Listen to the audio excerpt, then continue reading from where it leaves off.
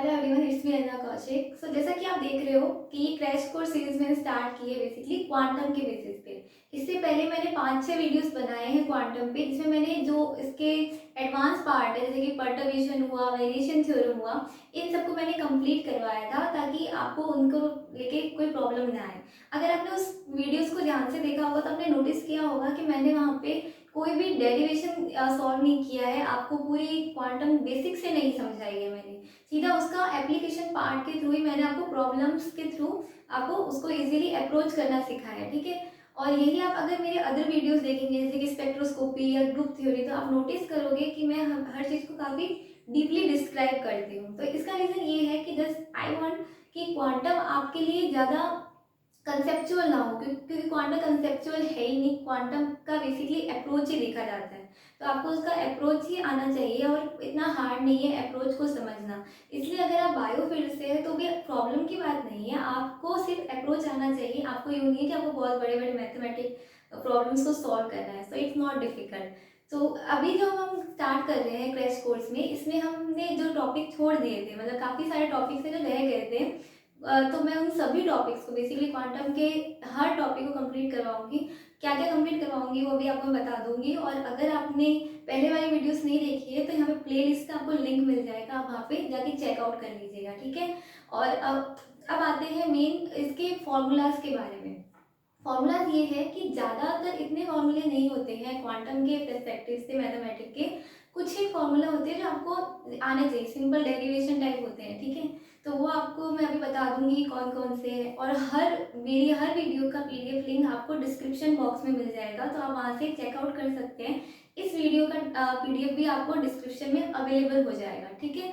Second thing is that कि और मैं इम्पॉर्टेंट फॉर्मूलाज के साथ में आपको एक बताऊंगी, लॉग निकालना, ठीक है। काफ़ी जब हम काइनेटिक की प्रॉब्लम सॉल्व करते हैं या फिर हम क्वांटम की या कुछ भी सॉल्व करते हैं जहाँ पे हम लॉग लॉग निकालना आ जाता है, तो काफ़ी सारे स्टूडेंट्स ऐसे हैं जो लॉग निकाल नहीं पाते हैं। 2-3 की तो इजीली होते हैं, बट हर एक का लॉग नहीं निकलता है। तो ठीक है, तो मैं आपको यहाँ पे लॉग निकालने की भी एक ट्रिक बताऊंगी जिससे आप इजीली लॉग निकाल सकते हैं। तो ये वीडियो बेसिकली होगा फॉर्मूलाज और इंट्रोडक्शन के बारे में। तो चलिए स्टार्ट करते हैं।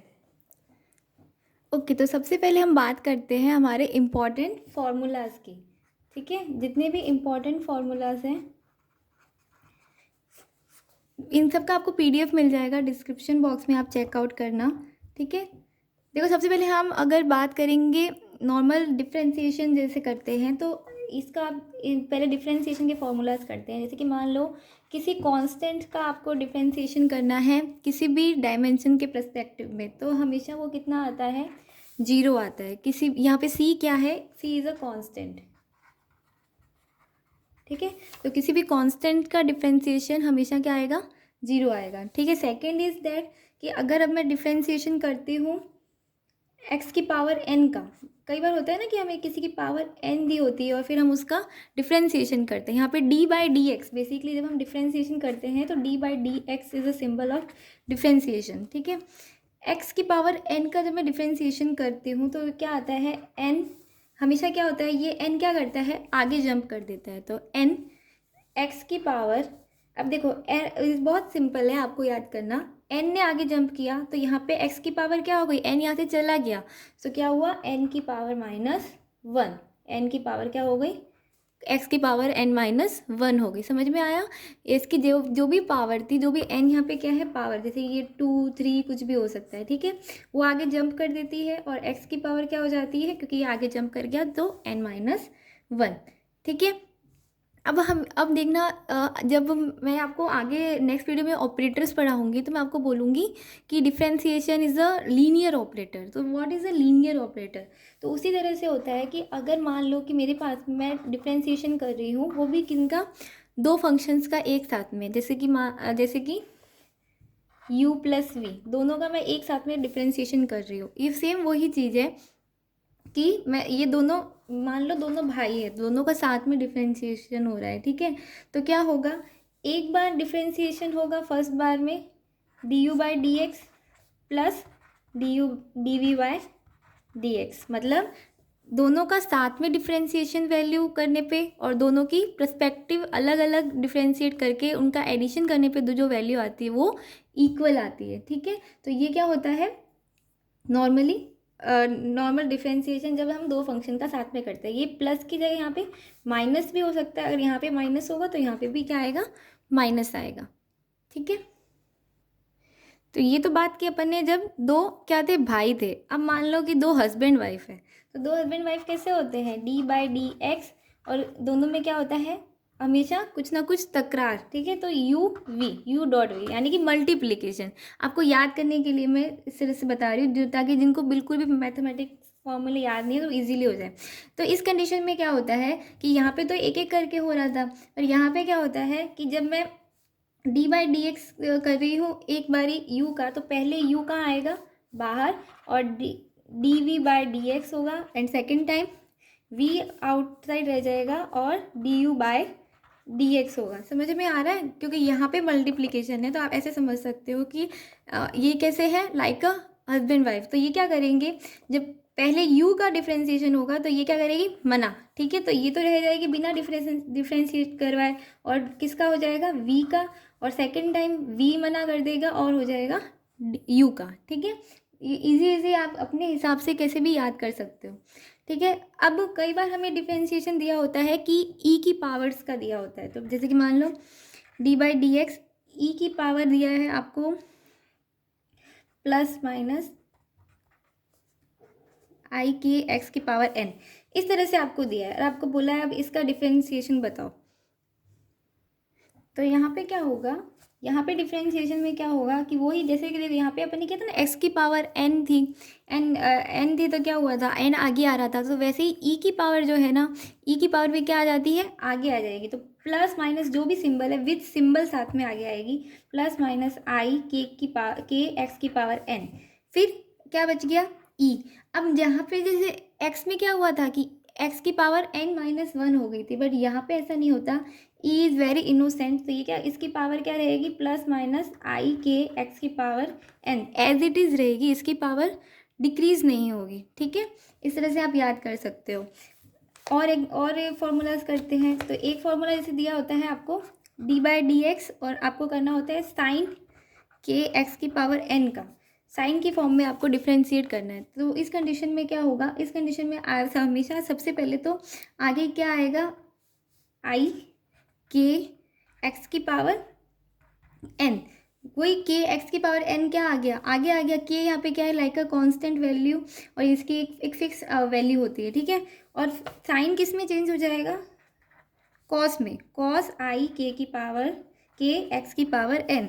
मेन डिफरेंस क्या आया, साइन का चेंज हुआ कॉस में, और एक आपके आगे क्या लग गया, आई लग गया, और के एक्स की power N as it is रहा, और पीछे भी एज इट इज़ रहा। ठीक है, अब यही फॉर्मूला मान लो कि आपको दिया हुआ है किसके लिए, कॉस के लिए, d/dx कॉस के एक्स की पावर, कॉस सॉरी यहाँ पे आई भी होगा, कॉस आई के की पावर एक्स की पावर एन। ठीक है, इस कंडीशन में क्या होगा, इसमें भी सेम, पहले आई के एक्स की पावर एन, डिफरेंस क्या रहेगा, साइन चेंज होता है कॉस में। ठीक है, बट कॉस चेंज होता है माइनस साइन में। समझ में आया, इसको कैसे याद कर सकते हो, चलो एक ट्रिक करते हैं कि जैसे कि मान लो कि साइन बड़ा है, ठीक है, और कॉस छोटा है, तो साइन साइन तो इसको क्या करेगा, कुछ भी देगा तो ये चुपचाप ले लेगा। ठीक है, बट कॉस अगर इसको कुछ देगा तो ये क्या करेगा, इसके ऊपर कुछ ना कुछ इसको एक्स्ट्रा, ये कुछ ना कुछ इसको माइनस करके देगा। ठीक है, क्योंकि बड़ा है ना, तो ये इसको कुछ ना कुछ डोनेट करके देगा, इसलिए आप इसके आगे क्या लगाओगे, माइनस साइन आई के एक्स की पावर एन। बाकी सेम है, बस सिर्फ डिफरेंस क्या है कि ये माइनस साइन में चेंज होता है। ठीक है, तो ये तो हमने क्या किया, बेसिक डिफ्रेंसिएशन के फॉर्मूलाज किए। आपको राइट डाउन करने की ज़रूरत नहीं है, सारे पीडीएफ में मिल जाएंगे, आप सिर्फ समझिए। मैं यहाँ पे आपको सिर्फ छोटे छोटे ट्रिक्स बता रही हूँ ताकि आप इनको याद कर सको। ठीक है, अब हम इंटीग्रेशन फॉर्मूलाज करते हैं। नाउ सी इंटीग्रेशन में क्या होता है, एक्स की पावर एन डी एक्स का मैं इंटीग्रेशन करती हूँ, तो इसमें क्या होता है, एक्स की पावर n+1 अपॉन n+1। बहुत इजी, अगर आपको डिफ्रेंसिएशन की याद है तो आप इंटीग्रेशन के इजीली याद कर सकते हो। कैसे कि वहाँ पे क्या होता था, n आगे आ जाता था और x की पावर -1 कुछ इस तरह का हो जाता था। पर यहाँ पे क्या है रहा है कि n, अब वहाँ पे n की पावर -1 होता था, यहाँ पे n+1 हो रहा है, और वो आगे मल्टीप्लाई होता था, यहाँ पे ये क्या हो जाता है, डिवाइड हो जाता है। तो इस तरह से आप रिलेट करके याद कर सकते हो, ठीक है। सेकेंड डिफ्रेंसिएशन इज ई की पावर ए एक्स, ए यहाँ पे क्या है, कांस्टेंट, और एक्स का ए की पावर एक्स है, और डी एक्स के परस्पेक्टिव आप फिर क्या कर रहे हो, इंटीग्रेशन। तो इसमें भी क्या होगा, ई की पावर ई ए एक्स अपॉन ए, वही कांस्टेंट जो आगे आता था वो यहाँ पे इंटीग्रेशन में क्या होता है, हमेशा डिवाइड में चला जाता है, ठीक है। नेक्स्ट देखो, जैसे कि यहाँ पे क्या दिया हुआ है आपको, साइन ए एक्स डी एक्स, साइन ए एक्स डी एक्स का आपको करना है। तो अब देखो, सेम डिफ्रेंसिएशन के अपोजिट होता है। तो डिफ्रेंसिएशन में हम क्या करते थे कि साइन चेंज होता था कॉस में, यहाँ पे क्या होगा, यहाँ पे साइन चेंज होगा माइनस कॉस में। डिफ्रेंसिएशन में साइन बड़ा होता था, यहाँ पे कॉस बड़ा होता है, ऐसे समझ लेना, ठीक है। इसका just opposite, minus cos A x upon में क्या होगा, ए, क्योंकि यहाँ पे हमेशा क्या हो रहा है, डिवाइड होगा, जो भी आपका कांस्टेंट वैल्यू है। अब इंटीग्रेशन जब cos A x D x का हो रहा है, तब ये किस में चेंज होगा, साइन ए एक्स अपॉन ए, ठीक है। यहाँ पे सीधा किस में चेंज हुआ, साइन में, ठीक है। अब मान लो वही आपको दो अलग अलग फंक्शन दिए हुए हैं, दोनों एडिशन में है, और आपको इंटीग्रेशन करना है, तो क्या होगा, वो सेम इसमें तो वही है, एक बार इंटीग्रेशन होगा फर्स्ट का, और सेकेंड बार इंटीग्रेशन होगा वी डी एक्स का, ठीक है। 1 की पावर एक्स डी एक्स दिया होता है, तो ये चेंज हो जाता है लॉग एक्स टाइप में, ठीक है। तो ये बेसिक कुछ इंटीग्रेशन फार्मूलाज थे। इंटीग्रेशन फार्मूला आई थिंक आपको काफ़ी इजी लगे होंगे, क्योंकि आपको डिफ्रेंसिएशन के फार्मूलाज याद हो गए हैं। तो अगर आप थोड़ी छोटी छोटी ट्रिक्स बना के कुछ भी याद करते हैं तो वो आपको हमेशा सेव हो जाता है। अब मैं आपको लॉग निकालने की ट्रिक बताती हूँ। कई लॉग काफ़ी जगह आपका यूज़ होता है, तो लॉग निकालने की सिंपल सी ट्रिक देखो। जैसे log 2 की वैल्यू आप याद कर लो 0.30, ठीक है। उसके बाद में आप क्या करते जाओ, log 3, 4, 5, 6, यहाँ पे आप 16 से चालू हो जाओ, ठीक है। इसके मल्टीप्लाई में 16 करो, 16 इंटू 3 कितना होता है, 48, 0.48, ठीक है। फिर एक एक कम करते जाओ, 15 इंटू 4 कर दो, ठीक है, तो क्या आएगा 0.60, आगे पॉइंट लगाना है, ठीक है। फिर एक कम कर दो, 14 इंटू 5, फिर 13 इंटू 6 सॉरी, और फिर 12 इंटू 7। तो बेसिकली जब आप इस तरह से करोगे ना, तो आपको क्या क्या वैल्यू मिलेगी, 0.60, फिर 0.70, फिर 0.78 एंड 0.84। तो इस तरह से अगर आपको इजीली आपको कोई भी लॉग निकालने में प्रॉब्लम नहीं होगी। कई बार क्या होता है, हम एंड तक आंसर निकाल लेते हैं, पर कुछ स्टूडेंट्स को लॉग नहीं निकालना आता है। तो ये सिंपल बेसिक ट्रिक है जो आप यूज़ कर सकते हो किसी का भी लॉग निकालने के लिए, और आपको ये हमेशा याद रहेगा। अब लास्ट में कुछ ट्रिग्नोमेट्री फार्मूलाज और देख लेते हैं, ठीक है। इनको आप थोड़ा एक दो बारी लिखोगे ना, तो आपको अपने आप याद हो जाएंगे, ठीक है। पाई की वैल्यू कितनी होती है, 180 degree, pi is equal to 90 degree, pi is equal to 45 degree. तो कई बार क्या होता है, पाई/4 दे देता है या 45 दे देता है, तो आप कन्फ्यूज़ हो जाते हो। तो आपको ये बेसिक वैल्यूज़ पता होनी चाहिए, ठीक है। फिर साइन पाई माइनस थीटा जब आप करते हो, साइन पाई माइनस थीटा यानी कि साइन 80 में से जो भी वैल्यू दी हुई थीटा की माइनस करते हो तो क्या आता है, साइन थीटा। और यही कॉस पाई माइनस थीटा करते हैं तो क्या आता है, माइनस कॉस थीटा, जस्ट इसका अपोजिट, ठीक है। दोनों साथ साथ में याद करना। साइन पाई/2 माइनस थीटा, पाई/2 यानी कि साइन 90 माइनस थीटा करते तो क्या आता है, कॉस थीटा। ये तो था 180 डिग्री माइनस थीटा, ये क्या है 90 डिग्री माइनस थीटा, तो क्या आएगा कॉस थीटा।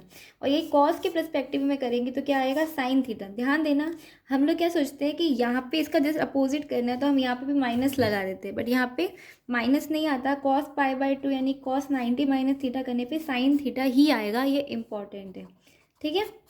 फिर sine x into cos x यानी दोनों मल्टीप्लाई में, तो क्या आएगा, बहुत इंपॉर्टेंट है, कई जगह ये दिया होता है दोनों मल्टीप्लिकेशन में। तो sine 2x upon 2, sine square X अगर आपको दिया हो तो ये इक्वल टू होता है 1 माइनस कॉस 2x अपॉन 2 के, ठीक है। यही सेम इसके जैसे साइन स्क्वायर एक्स की जगह आपको क्या दिया हो, कॉस स्क्वायर एक्स, तो वो क्या होगा, ये 1 माइनस कॉस था, ये 1 प्लस कॉस हो जाएगा, ठीक है। यहाँ पे कॉस चेंज नहीं हुआ है साइन में, साइन चेंज हुआ है कॉस में, बट कॉस में ही रहा है, ठीक है। Cos square X minus sine square X is equal to cos 2x। तो ये कुछ बेसिक फार्मूलाज थे। इसके अलावा जो आपने ट्रिग्नोमेट्री की टेबल पढ़ी होगी जिसके अंदर हमारी वैल्यूज़ होती थी 0 और 30 डिग्री वगैरह पे, वो कुछ इम्पॉर्टेंट होती है, तो एक वो आप देख लीजिएगा ट्रिग्नोमेट्री की जीरो पे साइन की वैल्यू क्या होगी और वो सब, ठीक है। बेसिक ट्रिग्नोमेट्री रिलेशंस में आपको नहीं करवा रही क्योंकि 10th तक का होता है, वो आपको आई होप के आते होंगे, ठीक है। नहीं आते तो आप 10th की बुक में से उसको राइट डाउन कर सकते हैं, ठीक है। सो अब नेक्स्ट वीडियो में हम क्या करेंगे, ऑपरेटर्स करेंगे, ठीक है। मैंने आपको इससे पहले पोस्टुलेट करवाया था, फर्स्ट पोस्टुलेट। उसके बाद में सेकंड पोस्टुलेट करवाने के लिए मुझे ऑपरेटर्स को पहले कंप्लीट करवाना होगा, तो हम कल करेंगे, यानी कि नेक्स्ट वीडियो में हम ऑपरेटर्स के बारे में पढ़ेंगे, ठीक है। So if you like the video then please like share and comment and subscribe my channel. Thank you for watching.